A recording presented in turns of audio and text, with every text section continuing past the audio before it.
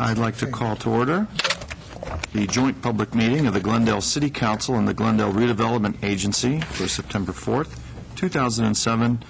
For the City Council, may we have the roll call, please? Council members Draymond. Here. Quintero. Here. Weaver. Here. Yusefian. Here. Mayor Najarian. Here. May we have roll call for agency, please? Agency members Draymond. Here. Najarian. Here. Quintero. Here. Weaver. Here. Chairman Yusefian. Here. May we have your report? The agency for the agenda for the September 4, 2007 joint public meeting of the Glendale City Council and the Glendale Redevelopment Agency was posted on Thursday, August 30th, 2007 on the bulletin board outside City Hall. And the next item? One is Director of Development Services, continued from 8/28/07 regarding the Alexander by Intercorp 201-unit, 16-story mixed-use project located at 185 through 187 North Orange Street.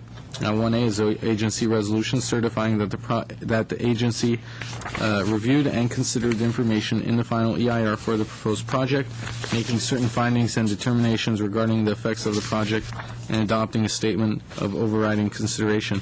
At 1B is council resolution certifying that the council has reviewed and considered the information in the final EIR for the proposed project, making certain findings and determinations regarding the effects of the project, and adopting a statement of overriding considerations. 1C is agency motion approving Stage 2 final design review, subject to comments and conditions from the agency principal urban designer and the agency.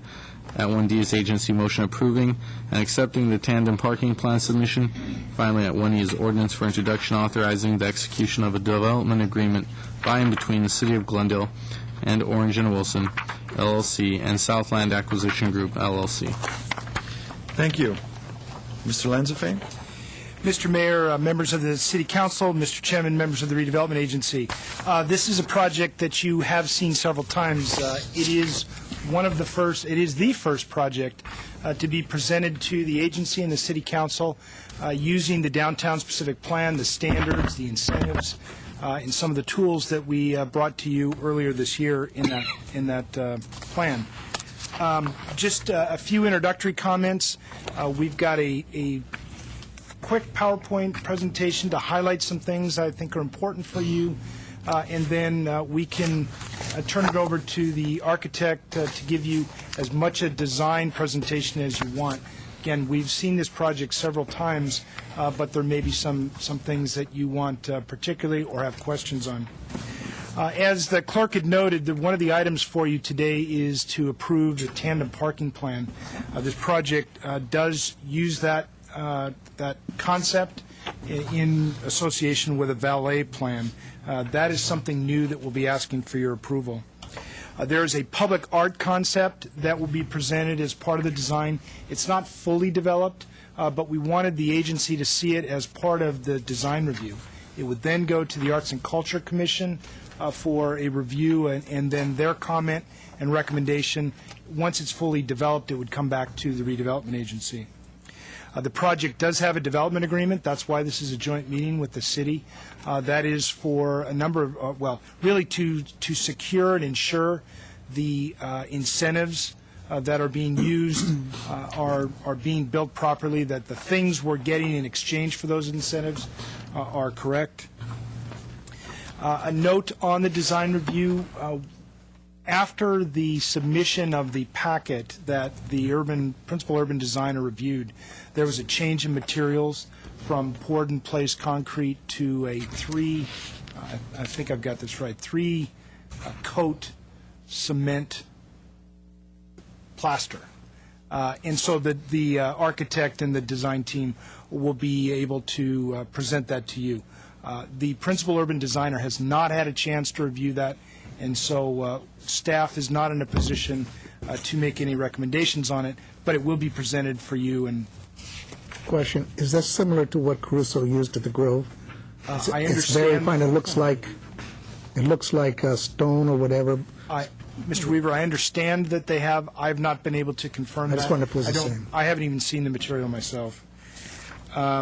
So there's that issue. And then finally, we'll be talking to you about the environmental impact report.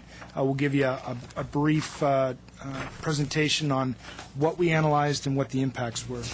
One thing that I will note ahead of the presentation on that is this evening you have on your calendar the impact fees for parks and libraries.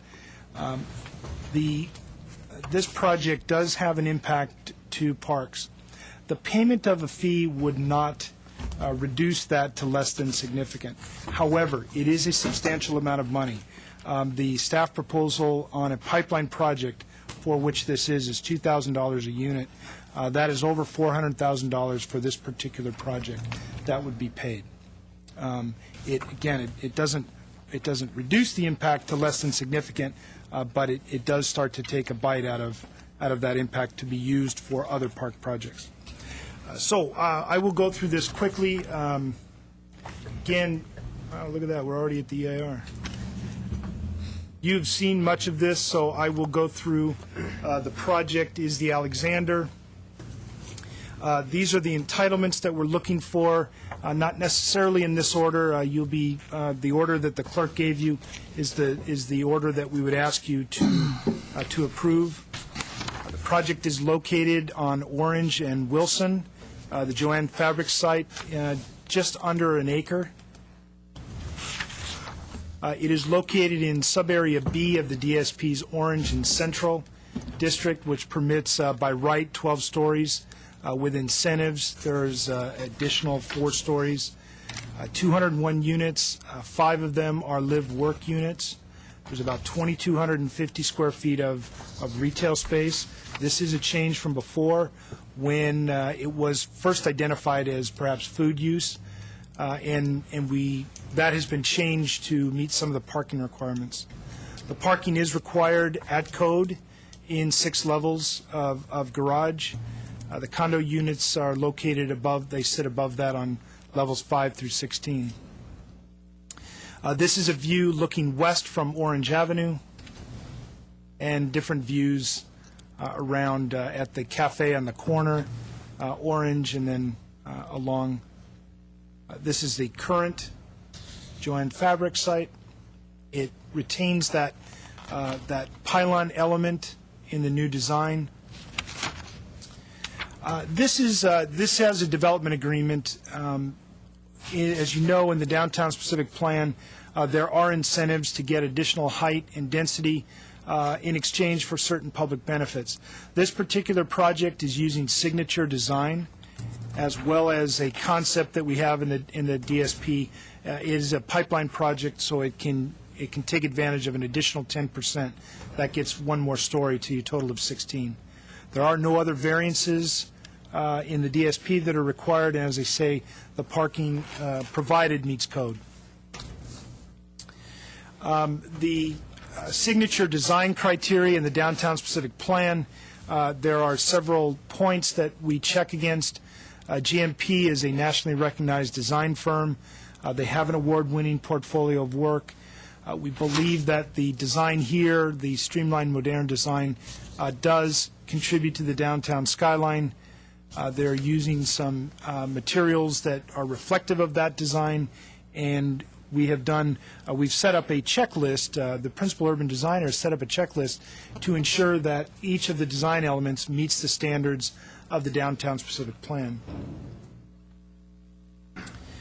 We're using a development agreement to, again, ensure that the project is built according to the standards and public benefit to allow the incentives to be used. It only includes those provisions to implement the DSP incentives. It does not include typical terms like freezing development fees or anything like that you've seen in other development agreements that we've entered into. The Americana brand, the GC3 project, it is simply a 5-year agreement that gives the right to build the project using those incentives. It incorporates the design that you approve here and any of the bonuses that are applicable.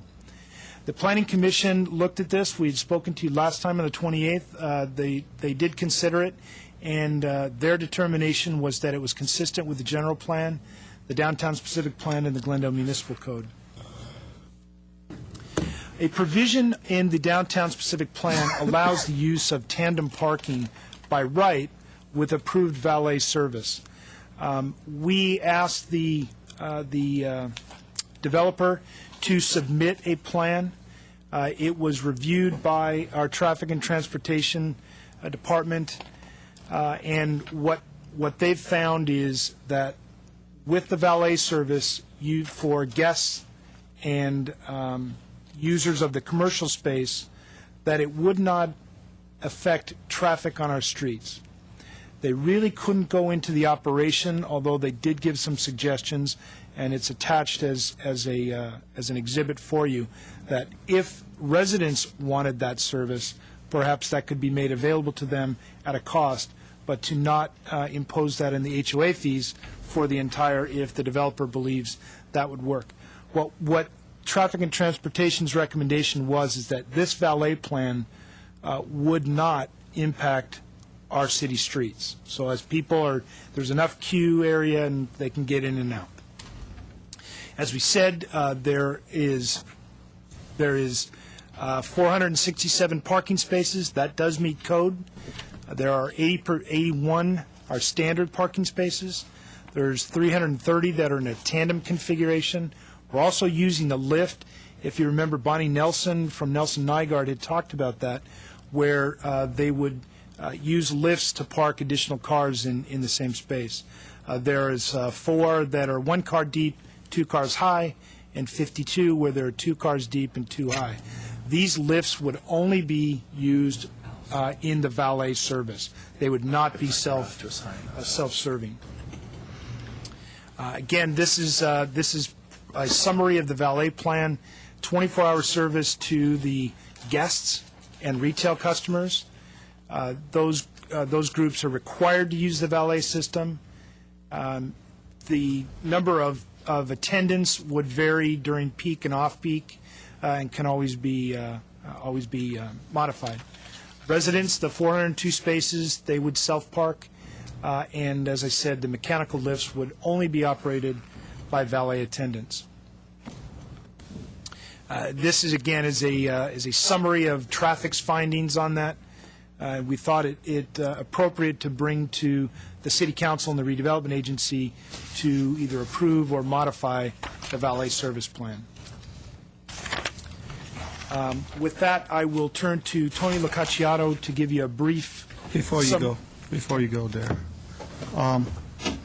what was the agency's directions when it came to the valet last time? If I remember correctly, I know that there was comment on the concern over the number of valet tandem spaces. The valet itself was make sure that there's 24 hours, and we really didn't go into detail on whether Did you go back and look at the tape? the agency. I did not. You should have done that. Okay. Because I think the agency basically said, if you have such large number of tandem, you need to do the whole building in valet. I know we had. And this is one thing that I would like to tell Mr. Starbird. It does not serve us to archive all the records if we do not use those records to see what the agency or council gives direction. It will be that's the main reason we archive them. We don't archive them because we got no other things to do. So I would hope in the future staff looks at some of those things as the agency or the council goes through these processes. Mr. Mayor, Councilman Yusefian, we did. I don't think that when I responded that the agency didn't direct, I don't think the motion formally did. We told the developer that there was a sentiment expressed by the agency that they be tandem, that if tandem parking is used, that it be valet served. The developer has proposed to do it this way. This is what, and for that very reason, we're bringing it back to you for your direction to say, provide a 24-hour valet for everybody, or it's okay in the configuration that it is. Mr. Quintero.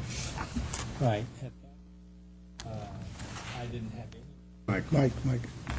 At that meeting, I didn't have any reservations about tandem parking. I'm very familiar with it in condominium towers throughout the country, California, Florida, New York, so I personally didn't have any problem with this tandem parking concept. Mr. Weaver. Yeah, I don't know what, I don't remember voting on anything. I don't remember specifically giving direction on that. Based on the way my thinking process, I wouldn't have directed that to begin with at that point in time. Seen the reports since then. I don't mind the residents parking themselves. To make them valet, I think, is inappropriate, and charging for it is even more inappropriate. And when all is said and done, I'd like to go back and, at some point in time, look at our parking requirements, because what's the name of the complex down on Brand and at the border that we just dedicated? Down on Brand, yeah. City Lights. It's not over 90% occupied, and half the spaces are sitting empty. So it might be possibly that the demographics of the people using some of our facilities, like seniors, or where there's affordable units, they're using less cars. Therefore, maybe our standards need some tweaking. Now, we'll know when this is built like this. If we find we have empty spaces there and we don't need the list because there's adequate parking, then would indicate to me our standards should be revisited again. I don't recall what direction we had given or what comments we had made earlier, Phil. But my general thoughts are, number one, we don't want the cars of the residents spilling out into the adjacent streets, Central, Orange, even to Brand. And what I fear might occur with a tandem parking situation is, I want to categorize wives, husbands, but let's say the wife is home, husband's coming home from work, and they know that at 6 o'clock they've got to take Johnny to soccer practice. And if husband parks behind wife, he's going to have to put his martini down and go downstairs and move his car while the wife pulls out, and then he's got to leave first in the morning, so he's going to maybe leave his car out on the street until wife takes Johnny to soccer and comes back, and then husband will come down after 2 hours and take his car off the street and put it back in the tandem spot. So that's my concern with the concept of tandem parking without an assistant.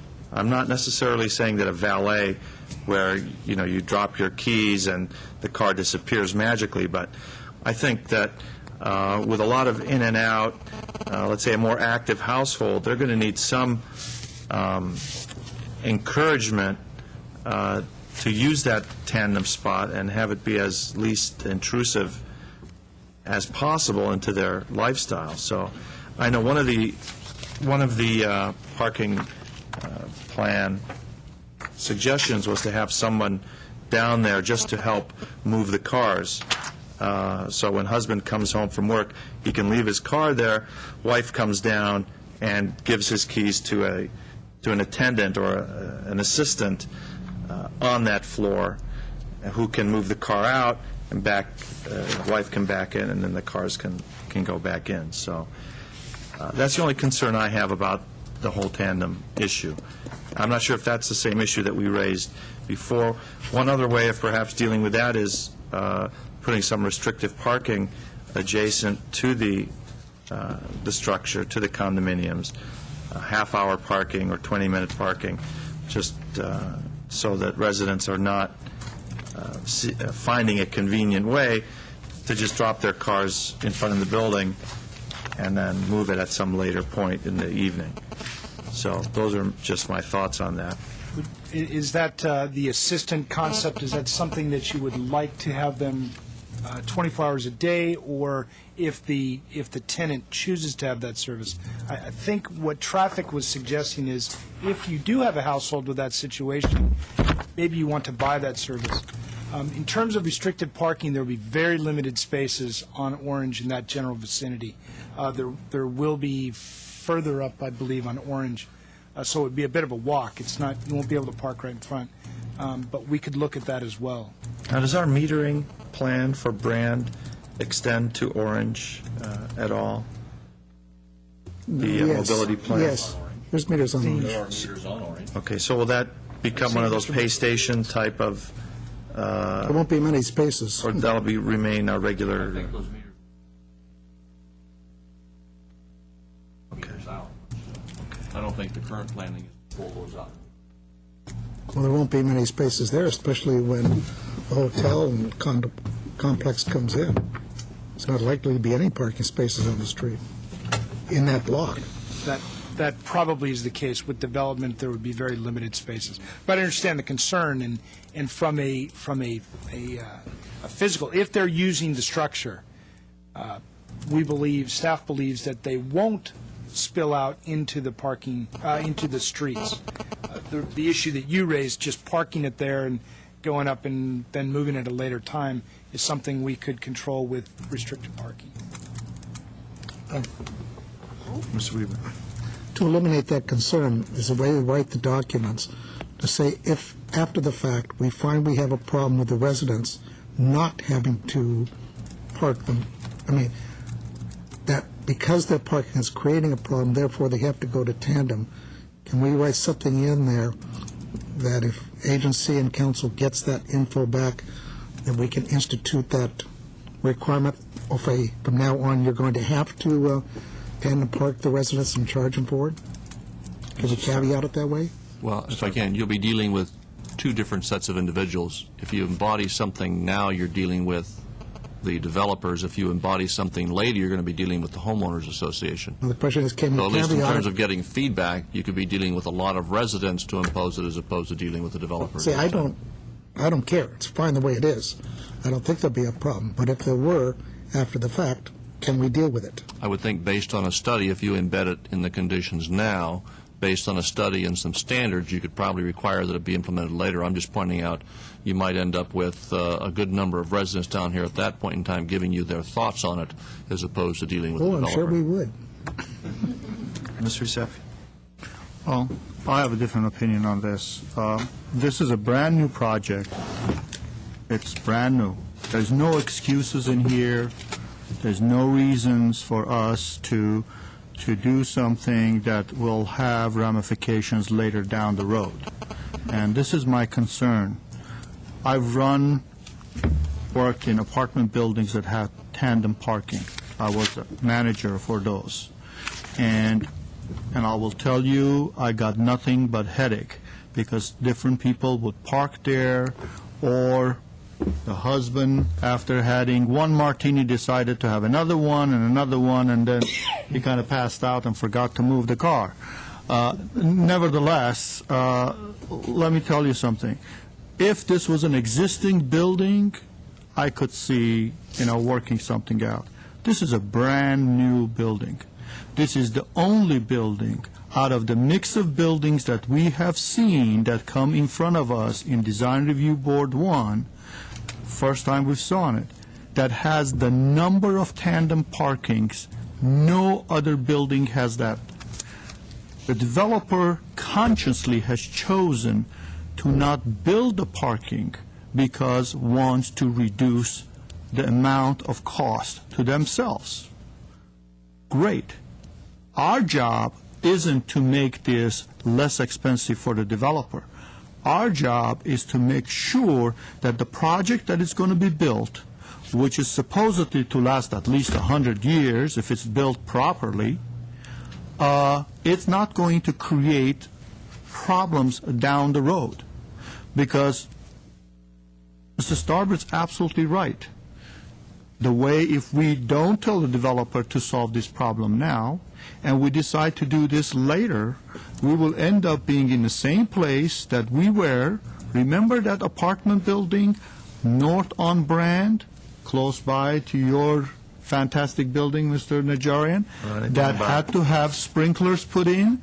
I remember this room was packed with people saying, why are you making me do this? When I bought this place, nobody told me I have to do this.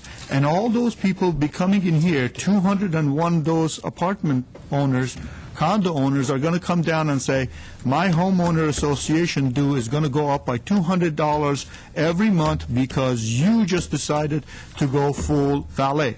We may not be here, but the next council is going to have to deal with this, and I just don't see why we have to do that. Why do we have to go through this? Let's just put the valet in, and if there's no problem, then they can eliminate it. But going in the reverse, it's going to create more problems. Mr. Quintero. Okay, well, my perspective is we're trying to create an urban environment. We're promoting downtown living, downtown condominiums. Tandem parking is what one of the consultants that we pay thousands of dollars to felt comfortable with. They're doing tandem parkings all over the country for this type of building, and I see absolutely no reason why. It's not about the developer, it's about the potential homeowners and the kind of fees that they're going to have to pay on a monthly basis if we do a 24-hour valet situation. I mean, at 1 and 2 and 3 in the morning, why in the world would we force this on the condominium owners? And as for people not using the tandem, wanting to park on the street, it's going to be very limited. I mean, we have metered parking everywhere. It's in a commercial zone. I just don't think there's going to be much of that. It's just, I don't feel that this is an issue that we need to put an extra surcharge on the residents of this building. Mr. Draymond, then Mr. Weaver. Well, as we've been saying a lot lately, I'm obviously coming in on the tail end of this. Lucky me. Nice-looking building, by the way. Part of the problem, as I see it, is the plan itself. I mean, the where it requires valet parking. I don't mean your plan. I mean the city's downtown specific plan. It isn't specific about the valet parking to begin with. It's very unclear. It just says a valet parking program or a plan, and it's up in the air as to what that is, what that consists of.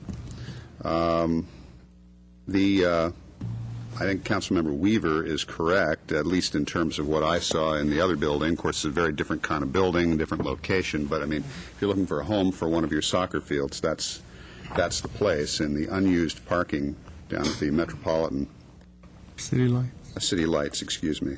There's so many lights. There's Metropolitan lights, city lights. I don't know. They like the lights. They like the lights. I'm kind of curious who we think the primary resident is going to be. The demographics of that individual? Yeah. Typical resident. Yeah, who are we thinking is going to be the typical resident there? Because to me, that has great bearing on what the valet situation is going to serve, or whether it's going to. As several people have mentioned, I can't remember who now, but you know, with perhaps a single senior, their comings and goings are going to be very different from a couple of working, executives with no children, for example, and a single person living there who is on some sort of a corporate track is going to be working a very, very different number of hours, and their comings and goings likewise will be very different. It won't be groceries, for example, middle of the day, perhaps. It'll be, peak times in the morning and late afternoon, early evening. I don't know why we would need a valet service for 24 hours rather than prime hours. Mm-hmm. And that's why, again, I come back to what is the demographic supposed to be. Because, again, I know in my own past living in places around the country that have had tandem parking where I was, living out of a suitcase for 9.5 months at a time traveling, my hours were very different than a number of other people that were using that service. So, and then as to an attendant potentially a good idea, but again, it comes back, in my mind, to who are we anticipating the primary resident to be, and the primary hours for the valet, if we have it. But I definitely don't see 24 hours. I'd like to know if we can get an answer about the intended demographic for the building. It will be families with children. I'd ask the developer. If anyone can answer that, By one bedroom, it's a one. who would you expect the typical It's a single, but it's two bedroom. Okay, what are your homeowner studies to show? be? Peter Launer with Intercorp, 3300 Irvine Avenue, Newport Beach. We've done a very detailed market study. With these urban projects, we find the buyer profile is highly diverse. They've got varying work hours, but the primary market is young professionals, both single, married, moved-down buyers. We don't see many of these buyers having young children, and there's a large segment of it's a second home as well, where they've got, this is just another home, so they have dual location homes, but primary young professionals, both married and single. About seniors. Moved down, Investors. yeah, moved down buyers Moved in. primarily, Oh, yeah, New term, okay. yeah. Question, Mr. Launer, in any of your other projects, has this idea of a tandem parking assistant been used? Someone that's just there to help folks move their cars around? Yeah, one of the benefits that I see with this building is that we're actually putting in a valet system in place for the retail and the guest parking, so it's available for homeowners. Right now, our program is to have one person so I got the hours here. We've got one person from 11 p.m. till 7 a.m., and then from 7 a.m. till 11, it will vary between 2 and 3 attendants. So my feeling is that if there is a situation like you referenced where someone needs help moving cars, I think that this person would be available to help on a case-by-case basis. I also feel that because we have the program in place, if the homeowners feel that they would like to have more valet attendants, they have a homeowners association set up, and they can choose to do that if they want. So I think that the way having the system set up, I think, is excellent. We do have a project in Marina Del Rey called The Cove, where we have tandem parking, and there is an attendant there that does help with guest parking and is available to help homeowners as well. And that's something that the Homeowners Association instituted? Yeah, they have the absolute, yes, they have the right to do that, to be able to add attendants, or if they feel it's too many, they can subtract them. Okay. Mr. Yusefian? Why do you have 24-hour, building is not a 24-hour building, so why not just go from, let's say, 6 in the morning till 11 p.m. at night, and that's it? I was just thinking more for guests. If a guest came in after 11 p.m. or in the morning, they'd... Which guest is going to show up at? I don't know the lifestyle of the homeowners if they want to have a guest Don't you come have in. a guest parking? In the building, and that would be Designed through the for the valet. guests? Yeah. Okay. Mr. Lanzafame? Mr. Mayor, Councilman Yusefian, the guest parking is tandem, and much of that guest parking uses lifts.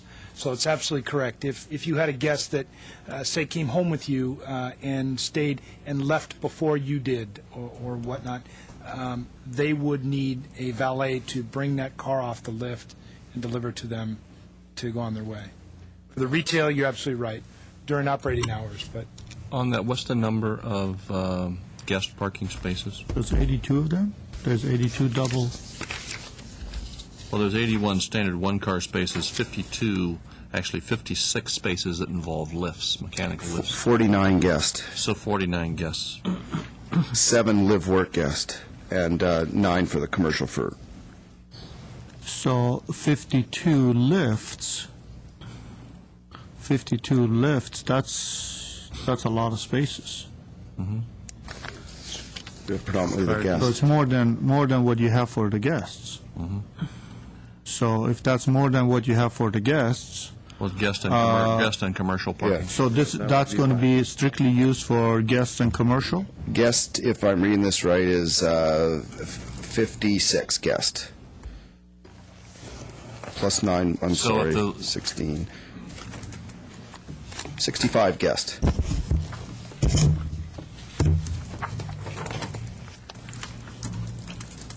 Oh, no, so it's not 52 lifts, it's 52 cars that will be able to be parked in the Right. two-car deep by 10-car Oh, okay, so it's not 52 so it's So lifts. divided by It's 52 4. spaces that are accommodated by a lift system. Okay, So so it's there's total 13. of 56. So it'll be 13 actual lifts. If you need to use them, Right.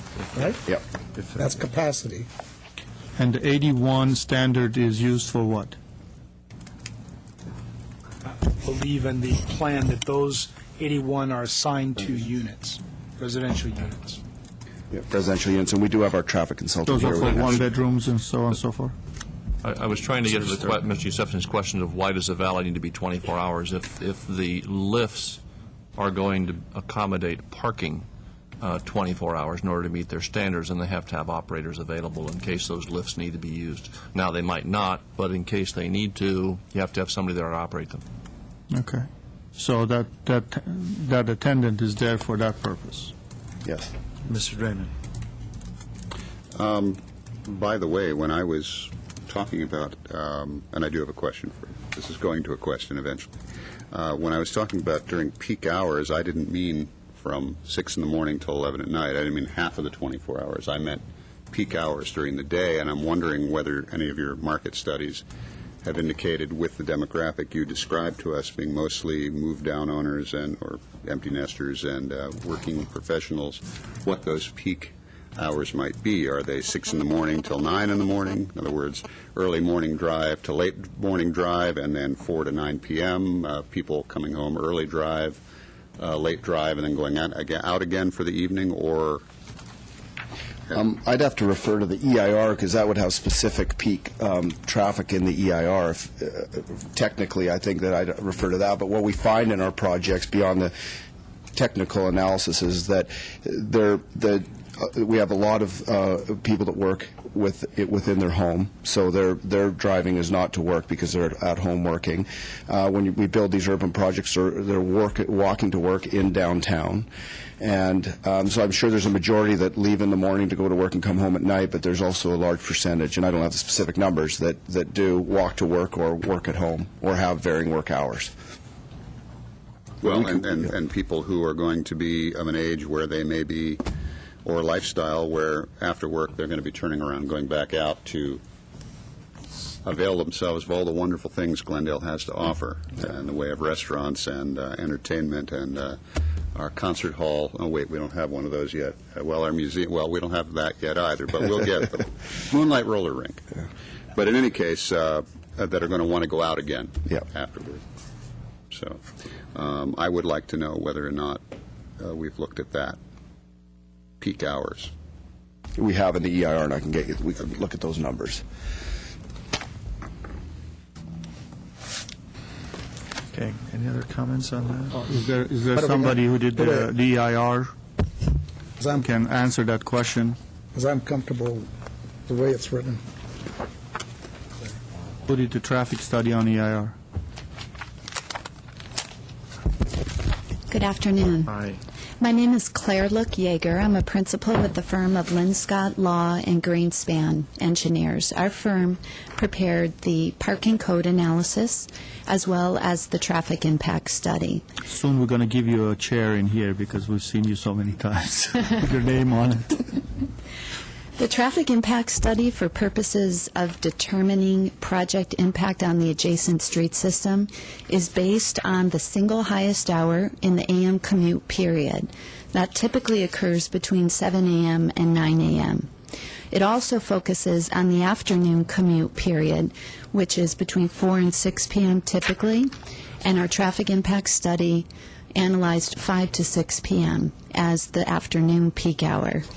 There were some questions about potential generation during the peak hour in the morning and the afternoon.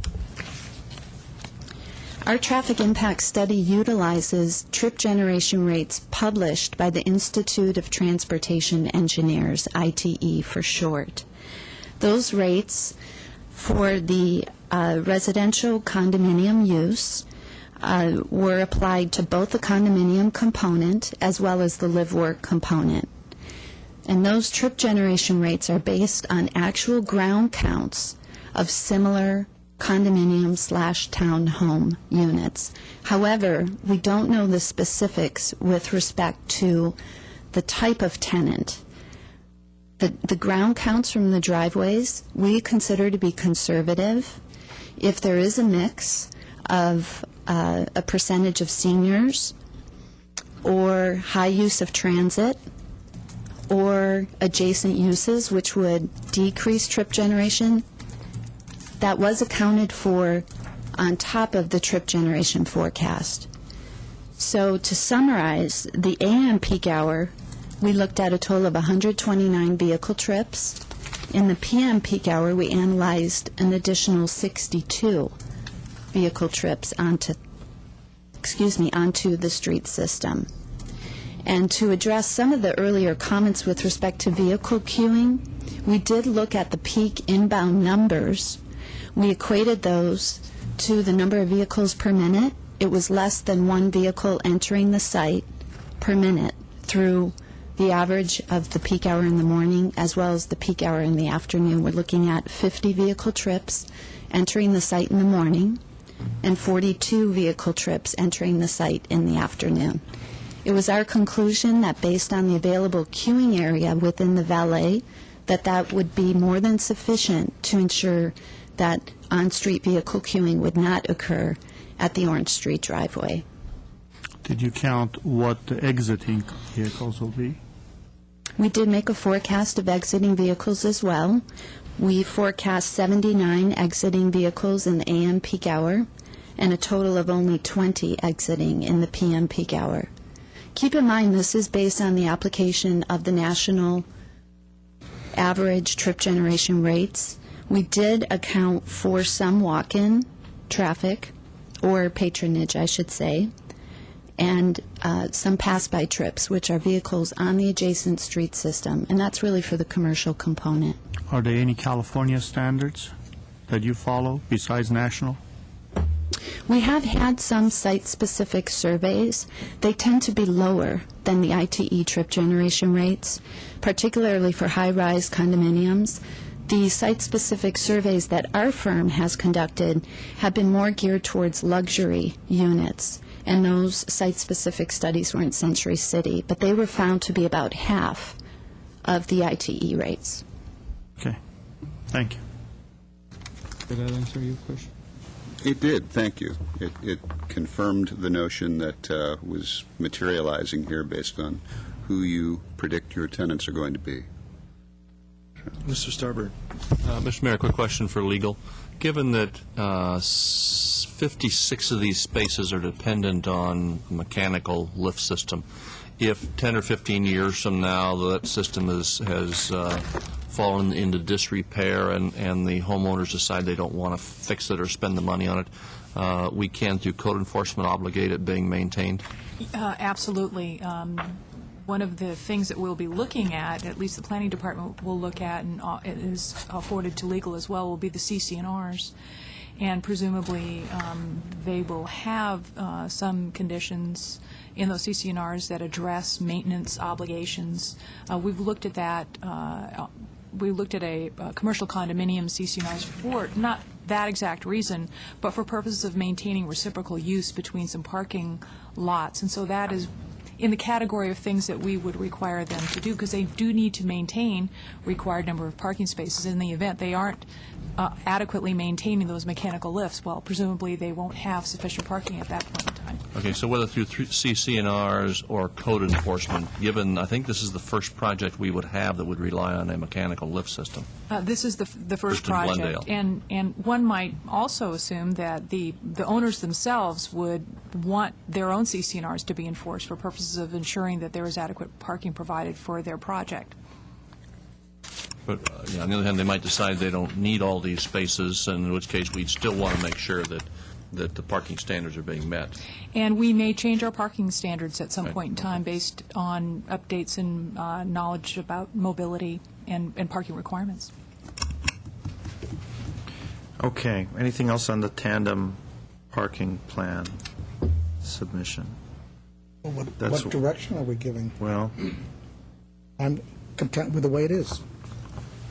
I don't have any problems with it either. Okay, let's, in terms of process, can we jump, that's a 1D item. Can we jump to 1D and have a vote on that? Or is that legal? Okay, I'll move Yeah, we one. need to do it in order from, okay, start with the, I wonder, do you need to take action on the EAR first? start with the EIR and then go down the list, okay. Because we sort of jumped ahead to this one. We will go through this as painlessly as we can. This is the final EIR. What does that mean in terms of time? Well, let me see if I can do it before you bring up the consultant. Maybe that'll cut off some time. We did send it out for a 45-day review period. We looked at all the impacts of the project as well as a list of cumulative projects. The final EIR that has been delivered to you included response to comments. We had very few comments from most. They were all public agencies. These are the topics that we addressed in the EIR. They are pretty standard for the environmental impact reports that you have seen. A summary of the impacts here, less than significant when we did the review, land use and planning, public utilities, traffic, circulation, and parking, cultural resources. These are impacts that could be mitigated to less than a significant level. If we find something during excavation, we would take the proper procedure to investigate that. On the issue of noise, they're going to be subject to our new noise regulation, I'm assuming? Yes. Okay. Public services, emergency medical services, fire, police, schools, all impacted to less than significant through these mitigation measures. School, they will pay their school fee. Utilities and service systems. In our draft, we found an impact to sewer. However, working with the engineering department, we have come up with a sewer impact fee that would require the developer to pay a proportional amount of the upgrade to the sewer system. And that was acceptable to the developer. It is something that the city engineer worked on to ensure that everybody's paying their fair share. On the issue of the fire, are they also paying a portion of signalization that some other projects were subject to preemption? Yeah, I think the preemption in this area is already complete. Already complete, It so is. they're not subject to I that. think preemption's already done. And on the water, since the building is new building, it has dual system, correct?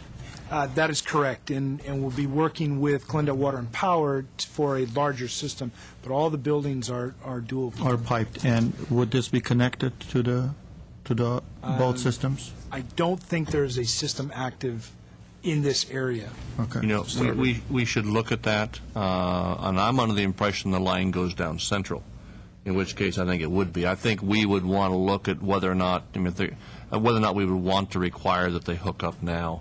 And we're going to be having a meeting with GWP in the near future and Public Works to look at that issue along with the extension of the system. But I'm under the impression that there's a line in Central. Central. And that's how we had anticipated the brand buildings being reached. So we should look at that.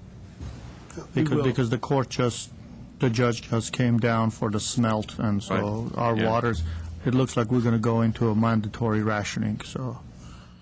We dump 75% of our recycled water. We should be using it. Okay. And these are significant and unavoidable impacts. The population and housing, we are beyond the regional forecast and a cumulative when you look at all the projects together. Shade and shadow, there are parts that you just can't avoid because of the urban nature. Landfill capacity, you all probably are more familiar with that than I, but on a cumulative basis, this becomes an impact. Air quality, on just about every project you have will have an impact on air quality in the Southland. Noise, some of the construction and vibration, it has to happen, again, on an infill urban location. You expect that and do as best you can. And this is the topic on recreation that I had spoken to you about earlier. the increased use of existing facilities, both from a project and a cumulative standpoint. Again, if the city council were to later adopt impact fees at something less than the full share, it would not mitigate this impact. However, it would go for CEQA purposes. However, it would provide revenue to build these types of facilities in the community. So what are they supposed to do to mitigate that? Do they have to pay the full impact fee? If they wanted to mitigate that by CEQA standards, yes, they would have to pay the full fair share impact. So how are you dealing with it in this CEQA document? In this, it is listed as a significant and unavoidable impact. So to Okay, approve... so to we need the approve- overriding consideration. That's correct. That's right. For all of these impacts. Okay. And then we're at the part now, if there's any questions on environmental, our consultant is here, the consultant is here. If not, we'll turn to the Stage 2 design review. This is the final review. At this point, again, we've seen this a number of times. I would ask you what level of presentation you'd like. The developer is prepared to give that. Mayor? Mr. Reset. Since this is an agency resolution, I would like to move forward with the EIR first and then go to the next item. Okay, I'll think move we- 1A. Agency and council. Well, agency is the first 1A is one. Lead agency. agency, correct. I'll move 1A. Second. The motion, second, roll call. Agency, Do you have any cards on 1A? Mr. Lawner, did you want to address the EIR any further? Donald Getman towards the EIR. Joe Zuzo, On the EIR? you want to discuss the EIR? Okay, 3 minutes. Good evening, good afternoon. I've been here before, you've seen me before. Please state your name, Mr. Zuzo. Joseph Suzo, as you mentioned. My issue regards the parking problem that I and many seniors and people with disability are having on Glendale streets.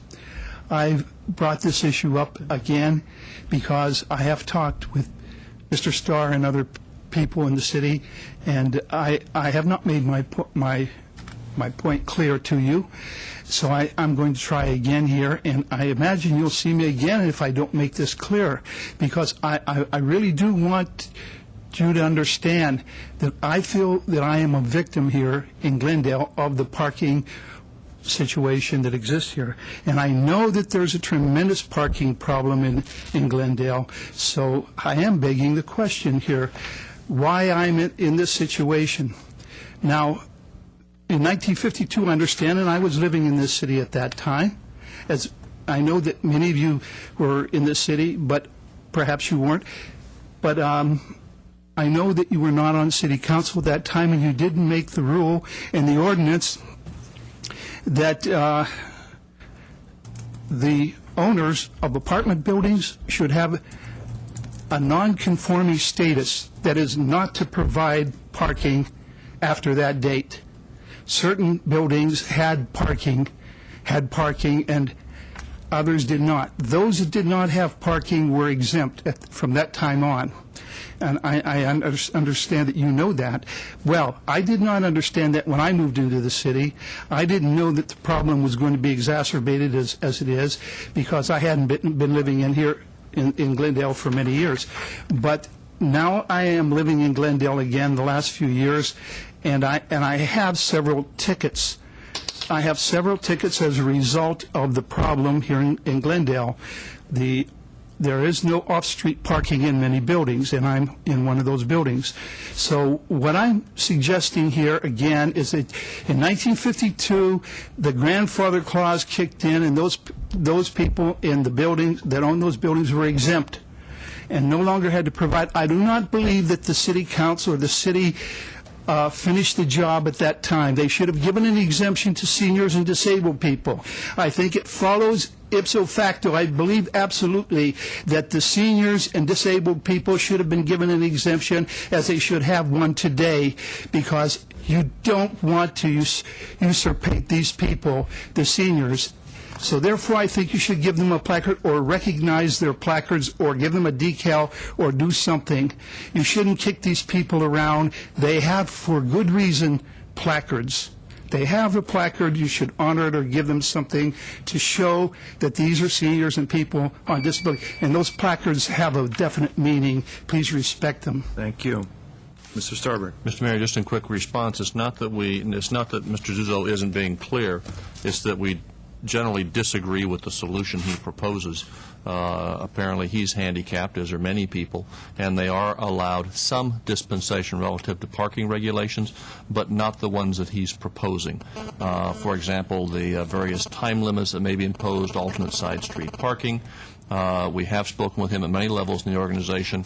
We do understand his plight. It's just not an easy one to solve, and the solution he's suggesting isn't one that we can pursue. Thank you. Just to be clear.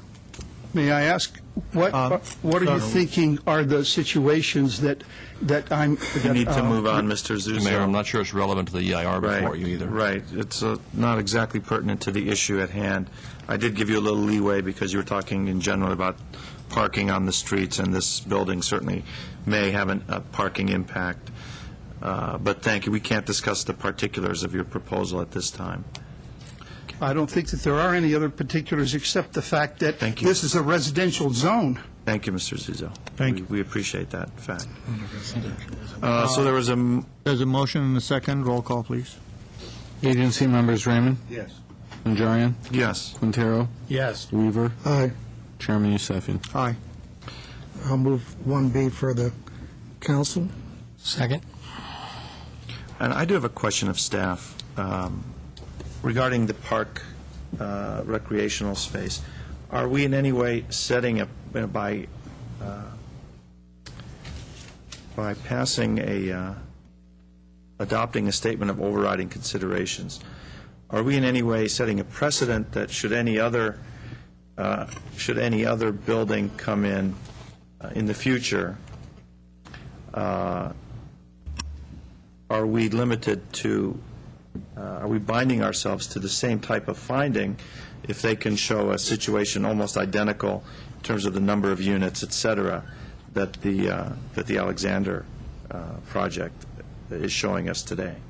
Mr. Mayor, members of the City Council, members of the agency, the answer is yes and no, given that all projects, and that was a lawyerly answer, given that all the projects are located in different parts of the city, in analyzing the impacts that a project has on recreation, we have to look at each project individually.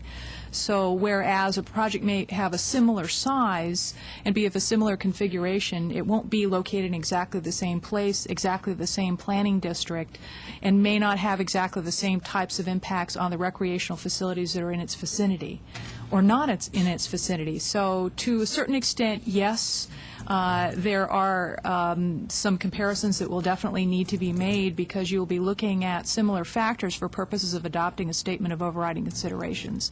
And that is you're weighing the economic, the social factors that weigh in favor of approving the project, despite the fact that it may have significant impacts that can't be mitigated.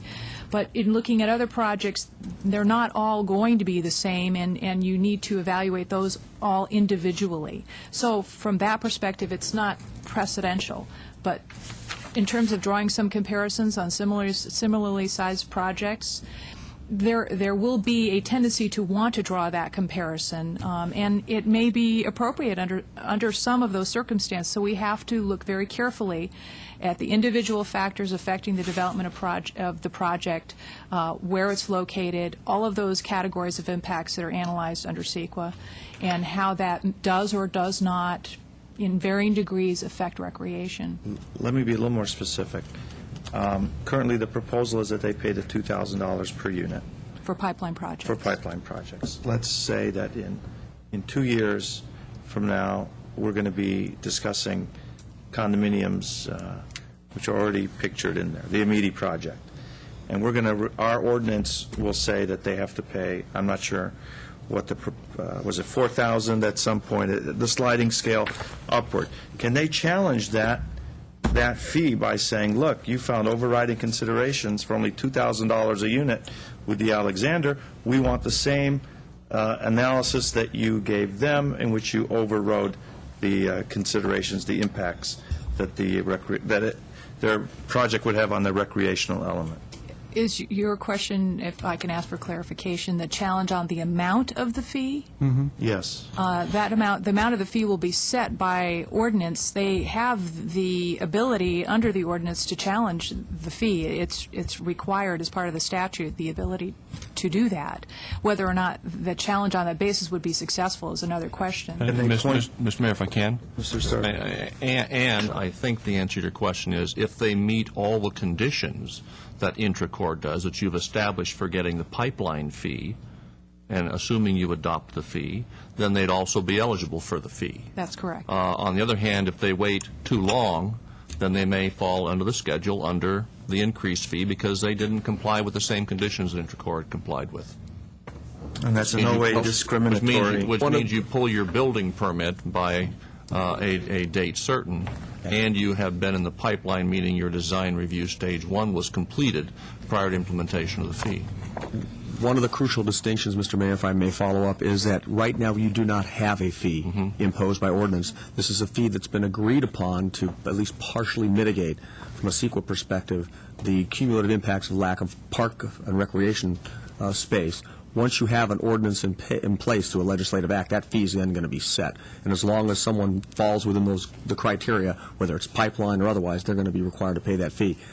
To mount a challenge that the fee is somehow discriminatory because a project meeting different criteria where you didn't have an ordinance in place got a lesser fee, that's going to be a mighty tall order, a hill that I wouldn't recommend someone try to climb. That's precisely my question. Mr. Recepti. Based on what the city attorney says, our overriding consideration does not look into the fee, am I correct? Because there is no fee right now. There's not. Okay, so the overriding consideration is if fee doesn't happen, you're still doing overriding consideration. Right. So later on, when you do a fee, then they're subject to it because they were pipeline. But can that be used against us to say you already did an overriding consideration? What fee? You understand what a statement of overriding considerations does. All it states is that you've reviewed the environmental document, you've received information from that document, because it's an informational document, that reflects that you have a deficiency in park and recreation space, whether for the project or cumulatively. And it cannot be mitigated, whether by the payment of a partial fee or some other fashion. Right. And so But it's you're for the benefit of the finding that public, there so are we're doing- social, economic, or legal reasons that override those unavoidable impacts. I understand that.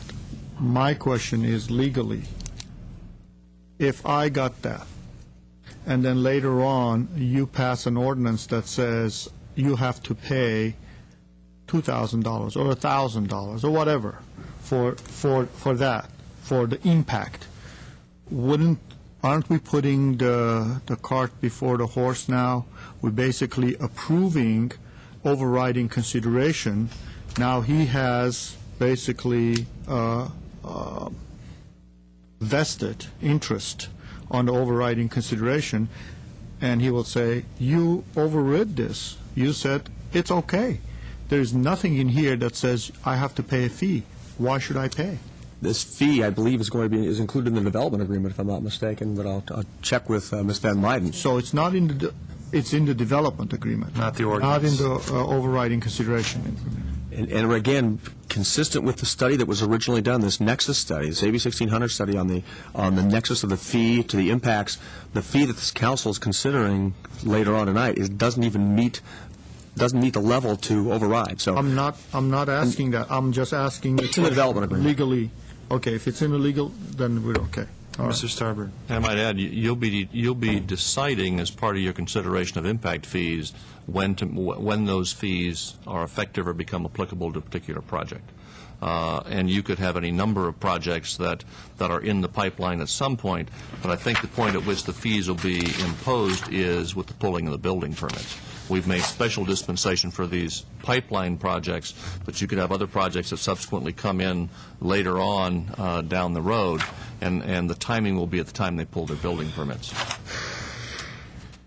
Okay, but for this building, in the development agreement, there is language addressing the $2,000 That's correct. per unit fee. But, Because they qualify in the definition of a pipeline project, should the development impact fee ordinance be adopted. Oh, should it be, okay. So should it be adopted, then that's what, They would be that's what they're subject to- qualifying as. Correct. There's not a number attached to it because it may not haven't done be it yet. $2,000. It may be something else. So under the applicable rules section of this, they would be responsible for the fee at the time they build the building. Whatever that is. Whatever you've decided through the ordinance. Okay. If there's nothing further, why don't we have a roll call for 1B? Council members Draymond, Yes. Quintero, Yes. Weaver, Aye. Yusefian. Aye. Mayor Najarian. Yes. Okay. Do you need presentation on? Design. For the design, then I'd invite the developer to give you some comments and address those issues that you are interested in.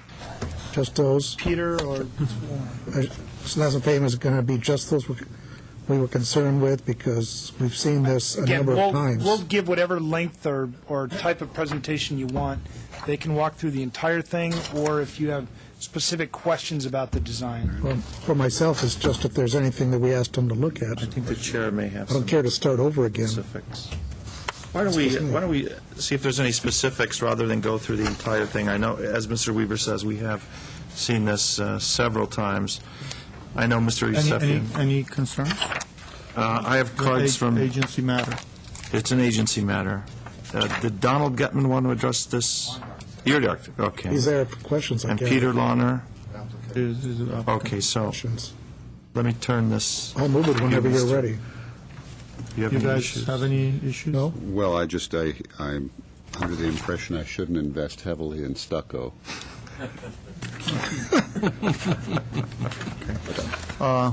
My question is there actually a material board? I want to see the real material. I don't want a picture of this. Where is the real material board with the actual material? They brought them. Good, because we asked for them last time. I brought my own board this afternoon, actually. Did you say you're bored? Actually, these are the panels for the first 3 floors of the building, I think. Yeah, don't break those. They got to go in the building, so be careful. Different colors. And in addition to that, there's some photos of a mock-up of a plaster system going on in a high-rise downtown Los Angeles right now, which I would challenge you to go visit if you could, or we could do a video. It looks just like concrete from even when you walk up and touch it. Is this similar to what Caruso used? Yes, sir. It's yeah. being used by Hanover companies in downtown I LA. watched it being applied. Totally. I watched it being applied. Yes. It's quite something when it's up there. And what is the Basically, substance? it's basically a 3-plaster system with an elastomeric finish that moves with the plaster, and it creates a monolithic smooth finish to the project, which renders the plaster a monolithic in appearance, and when the elastomeric itself makes the project cleanable, so you don't have the typical kind of a problem where I think Mr. Yusefian is one that was concerned about before, with the project looking dirty, as some plaster projects might. But this is a different kind of a system, and this is a high-end way to do the project. And it's a common way to do this All project. double paned Yes, sir. for noise, Noise and and- tinted for light. Correct. Boy, not bad. And where is the sample of the window material? It's I coming. think that's it. Oh, it's coming. Where's this one go? Is this down some of the lower stairs? That's in the, we have some glass block in the garage corner. You can see the curved area right behind the pylon, and at the roof area, there's glass block. It's, Boy, I won't hear anything through that. Who gets what? I want to look at this for a second. And is this bonded directly to the exterior, or is it, we have tiles here, it's not a... well, not the system applied as a itself tile. is applied in 3 coats, and it's on a stud backing, so it'd be kind of cumbersome to bring a piece of wall in. But that's just basically the finish. I've got a... It's not a tile, it's... And we're concerned, obviously, about cracking and Oh, no, that's cleaning and- that's assembled just like masonry. It's got reinforcing in it in between, so that's basically treated like a masonry product. No, no. You're holding them back. I wasn't sure which Oh, one. I'm sorry. I was referring to the Okay. three-coat Right. cement plaster. Oh, is that going that way? He doesn't want this. So I I'm sending it already back. know that. He's You know. seen it, so I'm sending it Okay. back. I know the material that's used is nothing new. And the, Does that mean you don't want to see the glass block either? legally, no, the I've known liability that for many for patent defects in construction is 10 years? That's late. Latent. Patent defects are what, 2 years? Okay. So in year 9, if there were to be some cracking or defect in the material, then the developer is responsible for repair. I'm not going to stand Is that a here- general- stand here today and tell you who is going to be responsible for latent or patent defects. That's going to have to be thrashed out between either the individual owners and the homeowners association and/or the developer. Right. And Got it. more than likely, their carriers. I thought it depended on where the patent was placed. Very good. And the point is that, obviously, this is going to be in the center of our downtown. The design is quite attractive. We want to make sure that the quality of the materials and the application is really top flight, so there are no Yes, sir. issues So do we. with cracking or cleaning. That's or- why when we investigated it seeking or further whatever. from originally, they're talking about a precast kind of a system. It basically, historically, there were really no precast buildings built, in streamlined style, because it was before, I guess, it was a common application. So if you look at historically, they're all of the streamlined projects are plaster. But again, this kind of a installation is more straightforward and more in keeping with the design of the project. A precast system will have a lot more joints and connections that we have to deal with and bury and hide and have that become blended into the design of the exterior. Well, but, Mr. Starbury? but in all due respect, precast, it's designed to move on the joints. We live in the earthquake country. This system that you're proposing, I'm well aware of this system, and these systems work for buildings that are 4, 5, 6 stories. This is a 16-story building. Just because one place in downtown they decide to use it, well, if they're stupid enough to use it, doesn't mean that I have to follow the same path. And you go through the system, and in my experience since 1980, working on buildings, seeing how the earthquake affects these buildings, the motion, movement, and so on and so forth, cracking and all this stuff. And let me tell you, elastomeric doesn't mean it stays clean. I just painted my house elastomeric. This is a different application, but nevertheless still gets dirty. It's just you wash it off easier. But you could also put precast and put elastomeric on it. So the nice thing about precasts, part of the reason that type of a design was created and built, and the Texas University tested it over and over, is because it has all these joints. And when the building shakes, it allows the joints to move this building. You're going to make this thing out of solid plaster, and you probably have joints every 32 feet, but still going to crack. Let's ask him if he took it into an account in his Right. Well, the professional plaster opinion. system would be engineered also, and it just is similarly that you have with the precast system. That would become part of the whole exterior curtain wall design. And we have separate individual curtain wall consultants besides the architect involved with those decisions. Right, your engineer is going Correct. to do that. Right. And the way you apply this, you put Right. Right. Yeah. and you put your stud walls out of metal, and then on top of that you put your boards, and then on top of that you start applying your plaster. And I saw this applied at the Caruso's project. There is a huge difference between Caruso's project and this project. Caruso's project is only 78 to 90 feet at the highest. This is a 16-story building. Right. And my concern is, while you guys will be in Canada 50 years down the road, I'll be dead and buried, and so would Mr. Weaver in Forest Lawn. Don't bet on it. But, he's going to live to be 110. Methuselah. But when, we're gone, somebody else is going to say, why the hell did they do this? And that's my concern, is it's not giving birth to the building. It's to make sure that the building lives. And it is low maintenance, because this is going to set other precedences. This is going to be, and you are going to be right next to another building that is going to have mostly stone and granite on it, and possibly be a hotel, a high-end hotel. I don't want something cheap next to a high-end hotel. Would you be proposing this if you didn't think it would work? No, sir. Thank you. No, and we're not, and we've done a lot of research. We've met with two manufacturers. We've looked at precast, and we're proposing this because we believe it's a better alternative. It's more in keeping with the architecture, and we believe that it's got longevity. And we're not trying to cut a corner here or downgrade the project in any way. We're trying to build a very high-quality project for the city. Solana, we gave you that instruction the first time. You submitted a set of drawings to our consultant, there he is, and that was precast.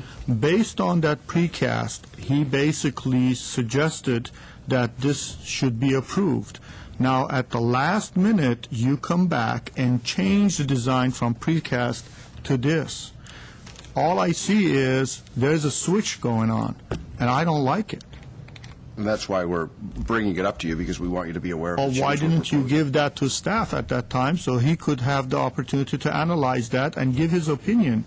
Because when we started to look into the precast, there's two manufacturers that can make the product, the number of joints that'll be in the building, we don't think the finish is in keeping with the architectural style. We've researched it since we originally proposed it and feel that this is a better product. Yeah. And There's no local manufacturers for precast.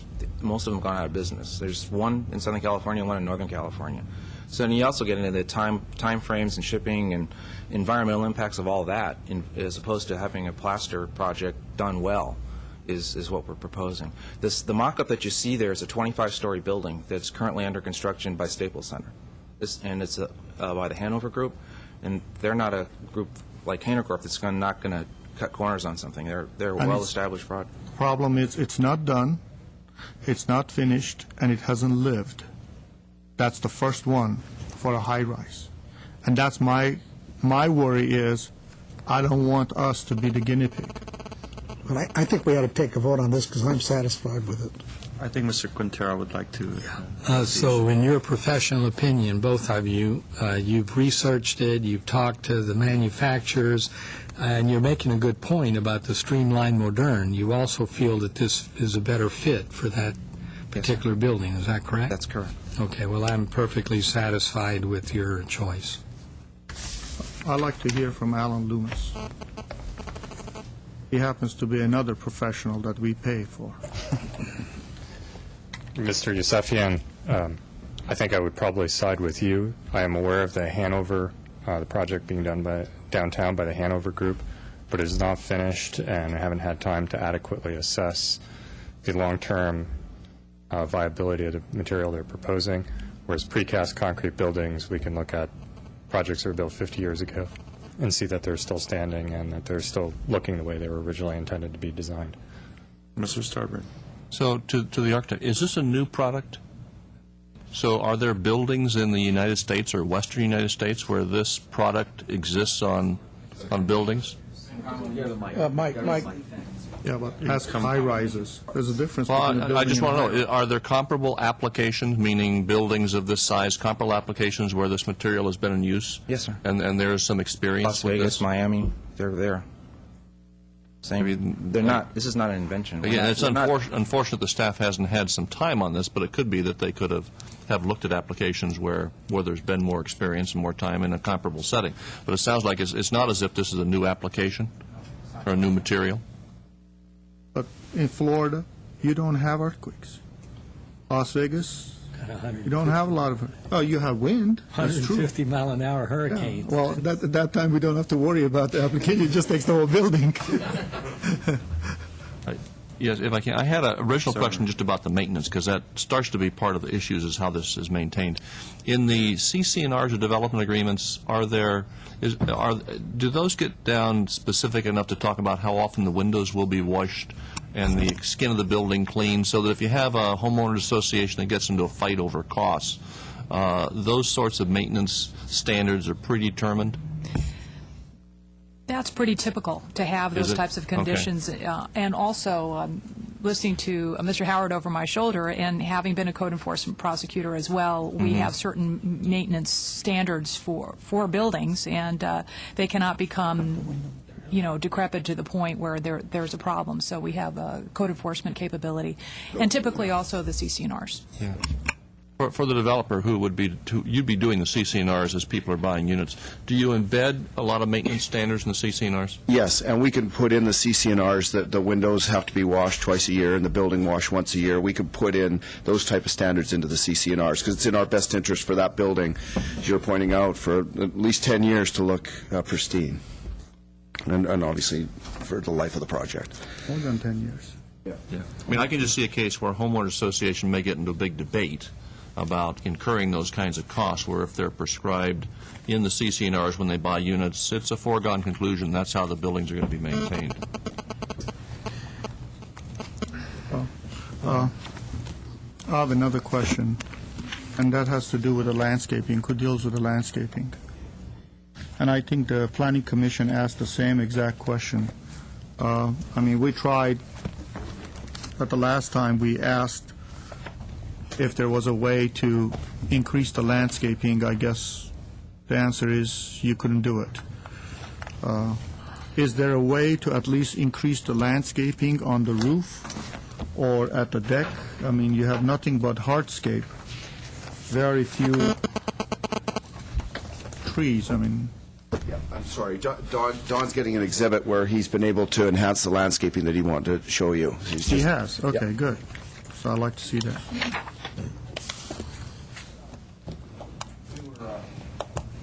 We wanted to address that concern, and we've gone back to our landscape architect and had him add another 20, I think by 15-20% more landscaping on the roof deck and the main terrace, which is on these boards. But I have a smaller exhibit if you want me to pass that. It's okay. You could just give us the boards.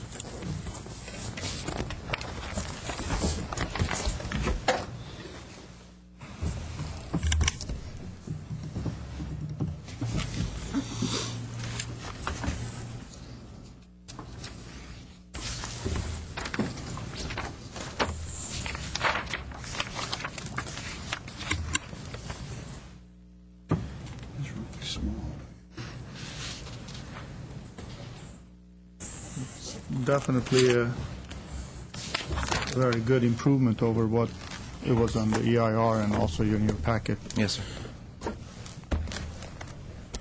So, Mr. Starbird, if we want to include that as part of this, how do we do that? I have a smaller exhibit. It's those. Well, that's part of the plan, right? It's the same thing. We don't have to order you to do it. No, it's not in the book. So this is a new exhibit. So this would be an amendment. So it should be taken as a landscape plan as presented at the meeting. That's correct. The motion that's drafted for approval of the Stage 2 agency design includes being subject to agency comments and conditions. New landscape plan. Correct. Okay. And this would also be attached to, your approval would be attached to the development agreement, become the scope of the development through that agreement. Right. Okay. The rest of the project, as far as I'm concerned, it's fine. I understand the challenges you have on the street front with the trees and all the stuff, because you don't have a lot of room. But I appreciate the fact that you took an effort to deal with the landscaping on the roof and also on the lower portion. I think that was, as I was listening to the Planning Commission, that was one of the main issues that they talked about several times. And so I'm happy with that. I don't have any other concerns. The only main concern I have is I still have an issue with this material. I feel very uncomfortable with this. I feel a lot more comfortable if it was just precast. I don't know, that would be my recommendation to my colleagues, to go with something that is true and tried. Well, should we put a motion up? I'll move 1C and we'll find out. 1C as it is. Second. With the comments from it sounds like the majority of the comments from the agency, though, the majority of the agency likes the new or revised landscape plan. Yes. Yes. And I just have one, I want to bring Alan Loomis up one more time, just so I'm clear on, because I'm not an expert in construction or materials or applications. Did you have a chance to look at this material, to try? No, I have not. You haven't, okay. You've heard the concerns of Mr. Yusefian. You said you share his concerns. Yes. But he's also going further than being concerned about it. I think he's objecting to it. Do you share his objections to using this as a material? At this point, because I don't know enough about the experience of this material on a 16-story building, I'm not sure if I would extend my concerns to be an objection to this being on the building, but it definitely is a concern. I would like to know more information about the quality of this material and its performance on 16-story buildings before giving a recommendation. Mr. Loomis, do you think they would suggest using this material when their reputation is on the line if it wasn't going to work? No, I don't imagine that they would. Assuming we could get into their minds. Well, Intercorp is not a fly-by-night outfit. Yeah. No. Mr. Loomis, I have a question for the developer and the architect. Comment was made that this is not a true and tested material. Please come to the podium. Let's get that out in the open once and for all. You talked about... Help us out here. We're talked just about other buildings. lay people. We don't have the experience You're talking about other buildings. You're talking about downtown Los Angeles. You mentioned there are other high-rises in this country and perhaps Canada, Australia, wherever, that they are using this material? Yes, it's commonly used. Commonly used. Commonly used in California, Nevada, Florida. It's used for decades in Miami in particular, and like it was pointed out, there are hurricanes and things down there. And the system is designed for more flexibility than a precast system. The problem with a precast system would be if there's a seismic event and you have a failure, you're going to have a panel popping off the building, as opposed to some cracking which can be repaired. With this precast systems, you're more subject to a catastrophic kind of a failure as opposed to fixing cracks. So in terms of safety... And safety too. But as far as the movement of the plaster with the elastomeric finish helps keep things looking monolithic, and if there is any kind of a seismic event, the building can be recoated easily. As opposed to the concrete falling 16 stories panel coming down Orange Street. Okay, thank you. Like in the movies. Or just by way of example, apologize for interrupting. By way of example, our senior vice president of construction, who's here today, built three 19-story buildings in San Francisco, over 1,000 units with this material in 1987. He said, and he was recently looked at the building, and it looks fabulous today. So we have our organization has firsthand experience with this project. They don't have earthquakes in Frisco, do they? Mr. Starbird. Not under their buildings. Yeah, you went through that one. Is there a substantial cost difference in this? I mean, are there large savings to be gained by using this material? There's savings. Mike. There is cost savings to the material. I offhand couldn't quantify the total dollar amount, but yes, there's savings to the material. And there's time savings, too. And time is important as well, yes. Okay, it's an agency. Mr. Mayor, my issue is twofold. One, I have issues with the product, and I wish that they had actually submitted that information to Mr. Loomis earlier on, so he could have had an opportunity to also talk to their construction manager and maybe opportunity to go check some of those buildings. All we're dealing with is hearsay. In all due respect, Enron also had a very good reputation until later on we found out what happened to that. Not saying that you are Enron. Stretching it a bit. You don't have that much money, by the way. And, Excuse me, the Enron building still looks great. Mr. Quintero and I took a picture in front of it, believe me. That's in Houston. Good. We went and checked out the building before they closed the doors. Nevertheless, my rub in this whole thing is that they give one thing to staff, and then later on they change it. And it doesn't come across very clean to me. If you were honorable and forthright, you should have just gone out from day one and say, this is what we want to do, these are the buildings we have done, these are the buildings that exist, you go out there and check it.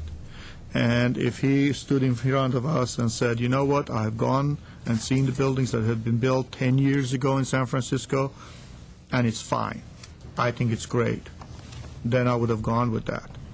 But at this point, all I have is my personal experience as a 25-year-old contractor and Mr. Loomis that we pay arm and a leg for, and he's telling me he's uncomfortable.